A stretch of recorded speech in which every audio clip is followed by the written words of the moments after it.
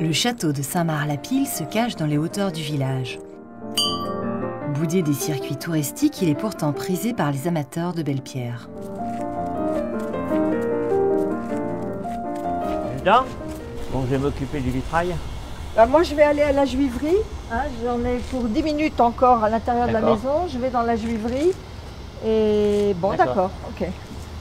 Louis-Paul Untersteller hérite en 1967 du château acquis par son père 10 ans auparavant. Un héritage dont il s'occupe avec sa femme Gilda. J'ai un patrimoine architectural avec les douves et les tours, un patrimoine botanique, parce que tout le parc était replanté fin 19e, et puis le patrimoine artistique.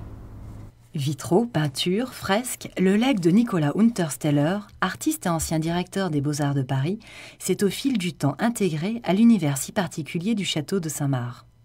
Mon père, en 1957, il a pensé que c'était peut-être le moment de se décider à acheter une maison pour le jour de sa retraite.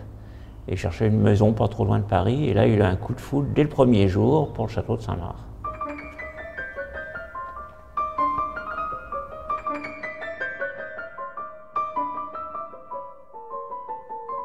Bon, Louis-Paul, on est vendredi. Il faut les ramasser parce que les gens marchent dessus demain. Les visiteurs marchent dessus, ils n'aiment pas ça. Ah, là j'en ai 4 des fraises des bois. J'ai une qualité extraordinaire, c'est que j'aime l'ordre. Et Louis-Paul, c'est un artiste, absolument. Donc lui c'est le désordre permanent. Alors je range, je classe, je fais en sorte qu'il y ait une gestion à peu près comptable, à peu près correcte. Et puis je vous dis, le vendredi, on ratisse, quoi. C'est la loi, c'est notre loi de faire en sorte que le jardin soit accessible. Ah, les écureuils. Il n'y a pas de noyer ici, mais il y a des noix. Louis-Paul, il est passé midi, tu fais un morceau ici, d'accord? Faut que je me grouille.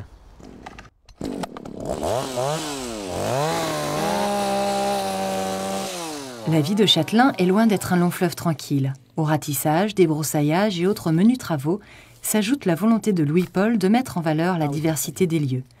La rigueur de la Renaissance d'un côté et la liberté du jardin romantique de l'autre. Ce que j'essaye, c'est que quand je taille, cette partie qui est libre, ça se voit pas trop. Je me dis, c'est comme un acteur. Quand il joue bien, c'est qu'on ne remarque pas qu'il est un acteur. C'est qu'on ne voit pas ce qu'il a fait. Mais néanmoins, si je ne le faisais pas, ça se verrait. Un grand acteur et même parfois un cascadeur. Il y a quelques années, le 60e anniversaire du mariage d'Anne de Bretagne à Langeais. Et j'ai eu l'honneur de recevoir ici l'administrateur de l'Institut de France. Ces jours-là, que je n'ai pas pu ouvrir la porte de la salle des tours, de la serrure, c'était coincé. Et alors j'ai demandé un petit peu l'aide de mon jardinier pour me tenir la corde. Je suis sorti par la fenêtre du second étage, je suis descendu en rappel pour entrer dans celle du premier qui était ouverte, heureusement, avec un tournevis dans la poche, et j'ai été débloqué la serrure.